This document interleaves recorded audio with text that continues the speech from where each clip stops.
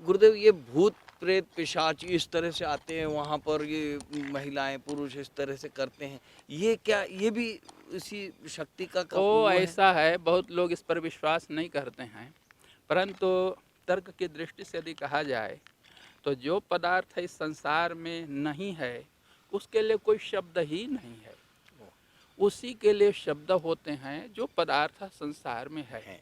यदि भूत प्रेत पिशाच ये शब्द हैं तो यही सिद्ध करते हैं कि वो पदार्थ होगा, इसलिए भूत पिशाच इत्यादि होंगे। अब कोई कहे कि हमें दिखाइए, तो बहुत से पदार्थ हैं आप नहीं देख पाते हैं। जैसे किसी व्यक्ति की रोशनी चली गई है, जी चश्मा लगाने पर भी नहीं दिख रहा नहीं है, दिख तो वो कहे कि हमें अमुक पदार्थ दिखाओ, तो उसको कैसे दिखाया जा सकता है। ऐसे ही ये जो शक्तियाँ हैं, देवी देवताएं हैं या भूत आदि हैं, अमर कोश में इसका परिगणन है भूतों में देव योनियः। भूत भी देवताओं की योनि में गिनी गई। 6 योनियाँ होती हैं देवताओं की। जी अब जो लोग पढ़े लिखे नहीं, इन पदार्थों को जानते नहीं, उनसे कैसे कहा जा सकता है। यदि उसमें सामर्थ्य है भूत को देखने की तो वो देख सकता है, जिसमें सामर्थ्य ही नहीं है तो नहीं क्या वो देखेगा। देखेगा। जैसे उल्लूक है, उल्लूक को कोई कितना भी प्रमाणित करे कि सूर्य होता है, परंतु उल्लू तो इसको स्वीकार नहीं नहीं करेगा, क्योंकि उसकी दृष्टि में सूर्य है ही नहीं। ऐसे ही संसार में होता है। तो इससे वो जो बंधु लोग भूत आदि को नहीं मानते हैं, वो लोग इससे रुष्ट न हुए कि उल्लू की उपमा दी गई, इस सत्यता को कहा गया है। मतलब कुछ इस तरह का पदार्थ होता है, होते हैं, अनेकों बार हम लोगों वो ने भी, ऊर्जा है, नकारात्मक ऊर्जा हो यही तो इन सकती है। लोगों ने नकारात्मक सकारात्मक न समझने वालों को कहा है। बल्कि मैं आपको एक घटना सुनाता हूँ। बंगाल में हम थे, आर्य समाज में, वहाँ एक धीरेन्द्र नाम का युवक रहता था। तो उसने अपने बचपन की घटना सुनाई।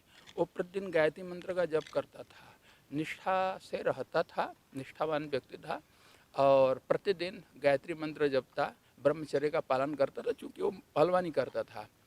तो एक दिन वो अपने साथियों के साथ वो आ रहा था, तो पेड़ पर से किसी ने आवाज़ दिया, ए धीरेन्द्र, हमको बीड़ी पिला दो। तो उसने उसको गाली दिया, कौन हमसे बीड़ी मांगता है, और गाली दिया। तो उसने तुरंत उतरा पेड़ पर से, और एक जवान का रूप बना करके वो दानव खड़ा हो गया और कहा कि तो बीड़ी नहीं पीता है, ठीक है, नहीं देता, गाली क्यों दिया, तो बहुत अपने को पहलवान समझता है, आ हमसे लड़ ले। सब लड़के गोल बना करके खड़े हो गए और दोनों की लड़ाई हो रही है, कुश्ती हो रही है। 13-14 बार धीरेन्द्र ने भी पटका, उसने भी 13-14 बार पटका। फिर कहा कि अच्छा मैं तुमको जीत नहीं सका, लेकिन मैं तुम्हारा नाड़ा तोड़ लेता हूँ। जो पहले बालकों को काला डोरा पहनाया जाता था, उसने तोड़ लिया। तो इसने कहा गाली देकर पुनः कि अरे डोरा तोड़ लिया तो क्या हुआ, अब दूसरा हम पहन लेंगे। तो उसने कहा अच्छा जाओ घर तो पता लगेगा। उसके बाद जो दुर्दशा हुई, और आगे चल कर के फिर वो उसको प्रसन्न किया गया, और उसी ने उसके नाना प्रकार की विद्याएं सिखाई।